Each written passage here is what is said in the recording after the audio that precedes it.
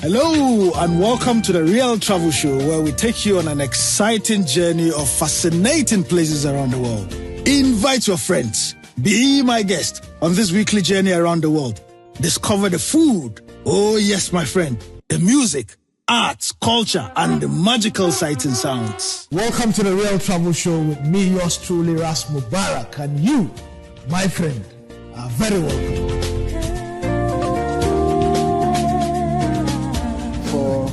A country that is so vast and diverse, certainly 16 days holiday visas. But you normally spend a week, maximum 2 weeks, because you do not have enough vacation. First of all, to leave the work, to go and travel, unless you are on a pension or retirement, and you have time to travel. But is it expensive to, visit Russia on tourism? I would say the staying in the hotels, because we have also quite a variety of hotels back in Moscow and St. Petersburg and other. It could be compared with Ghana. It's not more expensive. In some cases, it's less expensive than for a diplomat. Not for a diplomat, for the tourists. Because I've been complaining about cost. Ghana is very expensive. Ghana is very expensive. Yes, I've had the pleasure of seeing 85 countries around the world, and I always lament that our hotel rates are very, very expensive. But I could voice in your support. I could put my voice in your support that yes, hotels here are quite expensive, and seashore facilities also are quite expensive as compared to other destinations more popular among Russians. Speaking about the everyday life, it's also the price is a little bit more expensive than in Russia, as compared to foodstuffs, some other facilities and so well. I mean, you are big on agric, so you probably make all your foodstuffs from within Russia, or do you import them into? No, we do not import anything. We buy everything locally. Of course, we have some specialities which could not be purchased here in Ghana, and we ask our colleagues, or I myself, when I'm going to vacation, I try to bring some special food from Russia, because it's not possible to buy it here. But at the same time, as I mentioned, the former ambassador Leslie Apokovar, she also mentioned that she always brought plantains to Moscow, because it's impossible to buy regular bananas. You could buy freely, but plantains, it's not possible. And she also gave me the chips of plantains. Plantain chips. Did you like that? Yes, I like it. It was back in Moscow, in the Ghanaian embassy in Moscow at that time. And whilst we are on the subject of food, recommend cuisine, Russian cuisine? Yeah, sure. Because we have now a very huge variety of various restaurants all over the country, especially in big cities. But at the same time, we have quite a history and quite a number of dishes specific to the Russian Federation. It could be served in some restaurants, it could not be served in some restaurants, but you could buy it on the food, on the market, on the food courts and everywhere. And I can prepare it. I would like to not only, because to show you the glimpse of these varieties, I could show you some pictures. First, maybe there is a very famous soup that is called shi. Shi, like in sushi. Like shi. Okay, like shi. Like shi. There is meat with cabbage, with carrots, and so on and so forth. That is sometimes it's with fresh cabbage. Sometimes with marinated cabbage. And it's served in pots. It used to be like that. Nowadays, in restaurant you will be served like that. At home, no. You just boil. You prepare the shi and you serve it in a regular plate. We also have this very popular among in Slavic culture. That is borscht. That is very popular in the Russian Federation, in Ukraine, in Belarus, and other countries. That is, the red color comes from the beet. From the beet fruit. From the beet fruit, yeah. Yes, and it's all normal. It's also served on the meat. and it comes with sour cream. Okay, sour with cream, yeah. some other specialities. Okay. The other thing is pelmeni, that is dumplings. Okay, dumplings, yes. We call it pelmeni, it's a little Pelmeni. bit different from dumplings, and they come, well, with minced meat. Okay, does it taste different from dumpling? A little bit different, yes. Okay. And the thing about the pelmeni is that they are being prepared, well, in wintertime, especially in the north, they are being prepared and frozen. So they could, for instance, a family could make these pelmeni for 100, 200 pieces and froze them and use them as they need it. Okay. All over the week, all over the month or so on. Okay. The variety of this is vareniki. This comes with vareniki. It looks like pelmeni, but it's a little bit different because normally vareniki comes not with the meat or any meat in it. They have cherries, we have cheese, we have potato, we have cabbage, everything like that that's inside of them. Okay. Okay. And very, very, very popular, maybe the blini, that is the pancakes, the thin pancakes. Okay. They could come sweet, they come sour, and they served, it's a very popular outlook of that. That is all over Russia, you can get all of Russia could do that, and my chief here in the embassy also could make it. Okay. They come with also with red fish, with caviar, with simple jam or sour cream or something like that. Okay. Well, what is the rest? That is a very interesting one.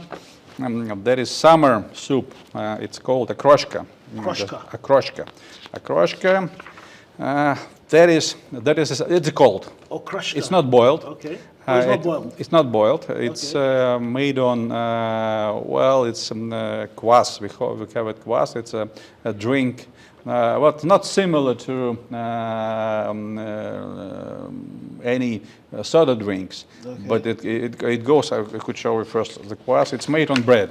Okay. There is a black one of dark color, dark brown. It's made from bread and some natural ferments that make them with bubbles. And here you put some vegetables, some meat in that, and put some sour cream, and you just mix it, and that will be a kroshka. Okay. You should try it. Okay. Do you have okra in it? No. And that is summertime. Summertime soup. Yes. Okay. And I asked that because of the pronunciation of the cuisine, okroshka. Okay. A kroshka, that means you cut things in small pieces. Okay, I thought okra from the word okra. A little bit different. And we also have, well, uha. Well, it's a regular fish soup with red fish or white fish, whatever. Okay, with lemon. Some lemon, yes, potato, and some carrot. And we have a variety of jelly food. Okay. That is either meat or fish. They are put into in the fridge, and they maintain a jelly form. So inside, well, it's actually a soup or bouillon. Okay. And the thing is boiled in that, then put in a special plate and put into the fridge, and they maintain this form for some time. Interesting. Do you have a cuisine peculiar to regions? Yeah, sure.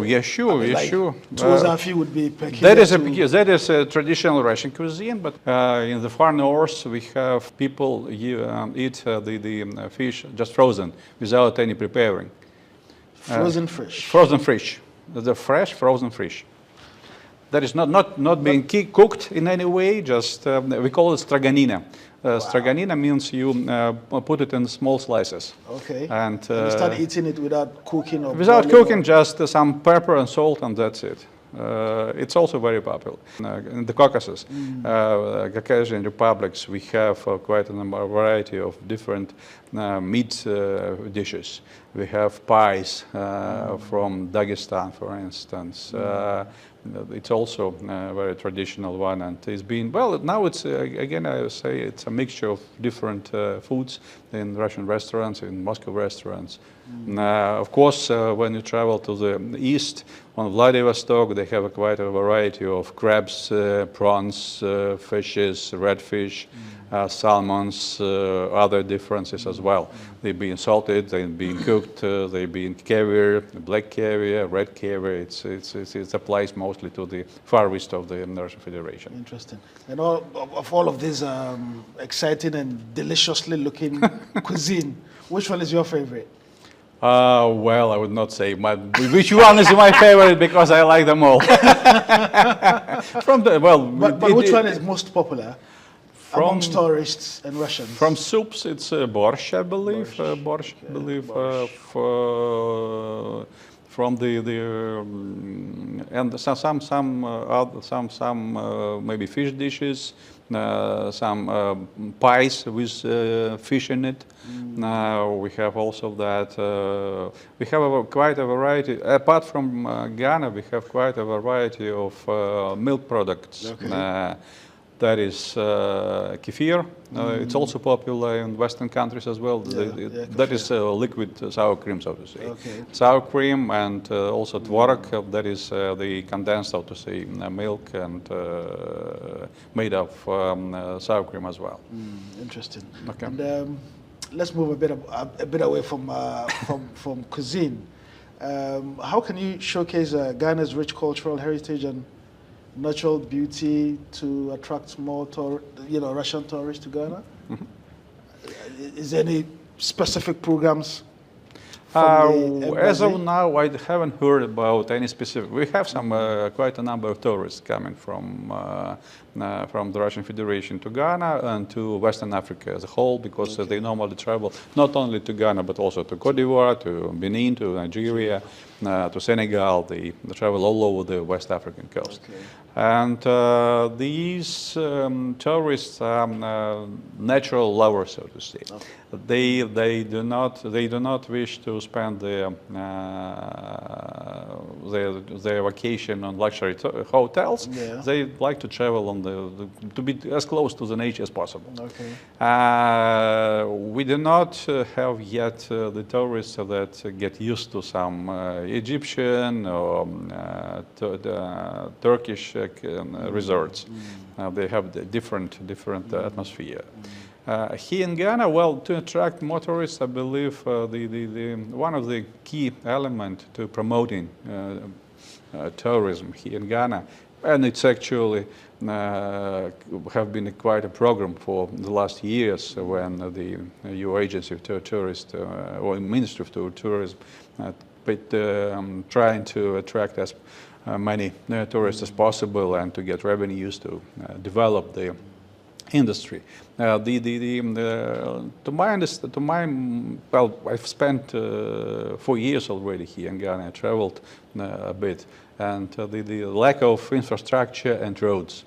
Because, for instance, if you would like to go to a seashore location to spend a weekend, to spend a day on the seashore, you travel from Accra like 30 kilometers in half an hour, and the last 5 or 10 kilometers for another hour, because sometimes in some cases the roads are not so good, and you have to spend quite a time.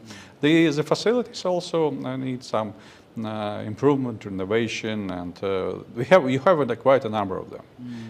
But to travel to Cape Coast also, it takes you like 6 hours to travel. Yeah. Yes.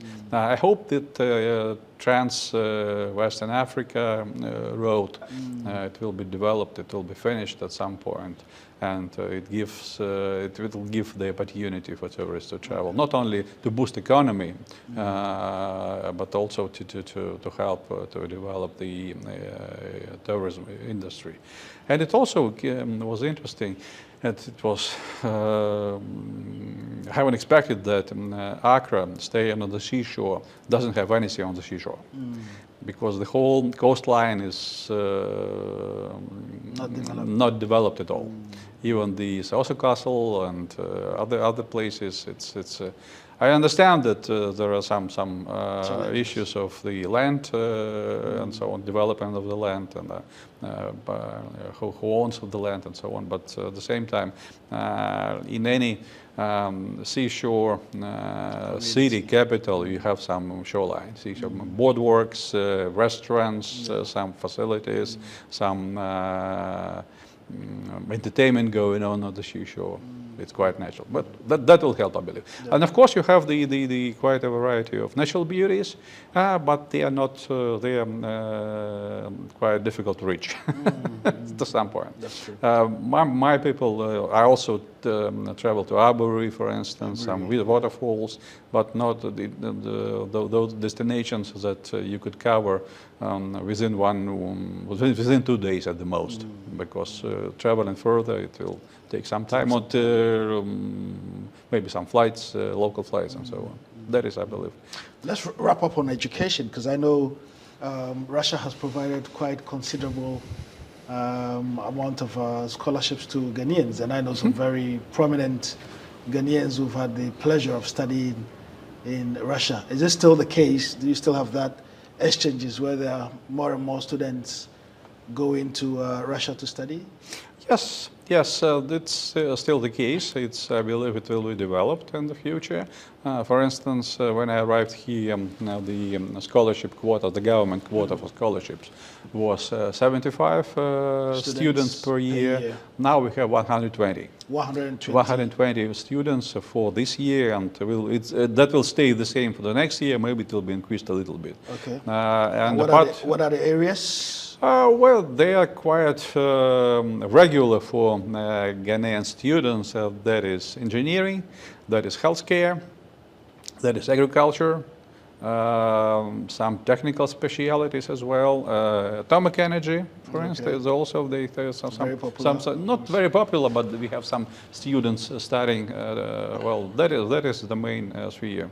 And we, apart from regular scholarships, but I would say also that the studying in Russia is quite popular among Ghanaians, because for these 120 scholarships we have more than 600 applications. So we have to choose between different candidates and to supply them to the government. And apart from that, we also have quite a number of students going on commercial basis. Though Ghanaians who wish to study in Russia, they're ready to pay for that. Okay. And overall, we now have approximately 1,000 students in Russia studying in different cities, different specialities, different levels of education. On top of that, we also enjoyed the last year the prominent JASPON group. Okay. Signed an agreement or memorandum with one of our universities, that is Friendship University of Moscow, and they sent already, and they plan to send for another 5 years 100 students each year, with the obligation to study in Russia, mostly on agricultural business, and they come back to Ghana and work in JASPON company for 2 years. Okay. That is the obligation of JASPON to pay for them, and their obligation to come back and to start to work here for JASPON. That is also a very positive example of our relations and our education possibilities. Okay. Excellency, is there any parting words for our audiences and viewers, especially from Africa, who are watching this, who may be fascinated? Is there something that you've left out? Well, I would like to invite Ghanaians. I hope that we could develop some cultural exchanges too, because we are speaking about natural wonders, we're speaking about cuisine, but we also have quite a number of cultural events in Moscow and all over Russia. And for instance, and the African culture is also now on the height. In the Russian Federation, I've watched on social media how widely it was. The Day of Africa was celebrated this Sunday. It was Day of Africa, and it was quite enough cultural displays, talking walk talks and so on and so forth. It's very popular, and I hope that at some point we will be able to bring Russian culture here in Ghana. Both dancing, both music, arts, ballet. Well, ballet maybe not. Well, that will take some, because speaking about music, you could bring a group, people like 10 people or 5 or 3 or so. Yeah. In ballet, you have to bring the half of the troupe. Yes. To show you the culture. Well, it's maybe it's better first to go to Russia to watch ballet and or to watch it or get a glimpse on it on the internet and then decide whether you wish to visit. Well, of course, the personal experience is much more vivid and more fruitful than watching on TV. But well. Do you have a lot of Russians living in Ghana? Not much. Not much. They are mostly. We have some businessmen, not much of them. Okay. But the majority of our compatriots are actually the ladies who married Ghanaians who studied in Moscow. That's quite and they come together. So we also increase our presence with the help of our student quotas. So that is the ladies who decided girls decided to live in Ghana and to have some first experience in Africa. Yes. It's been very fascinating, and I want to thank you very much indeed, Excellency, for sharing your insights about your country, beautiful country, exciting place by all accounts. I am certainly looking forward to adding Moscow to the hundreds of cities I've visited around the world, and we certainly will bring you that on the Real Travel Show as and when we do get to visit Moscow, especially this summer. I want to thank you for watching. Keep watching the Real Travel Show. There's more to come. My name is Ras Mubarak, and Excellency Sergei Berdnikov has been my guest on the Real Travel Show. Thank you. Thank you very much indeed. Thank you. Thank you. Thank you. Hello, and welcome to the Real Travel Show, where we take you on an exciting journey of fascinating places around the world. Invite your friends. Be my guest on this weekly journey around the world. Discover the food. Oh yes, my friend. The music, arts, culture, and the magical sights and sounds. Welcome to the Real Travel Show with me, yours truly, Ras Mubarak. And you, my friend, are very welcome.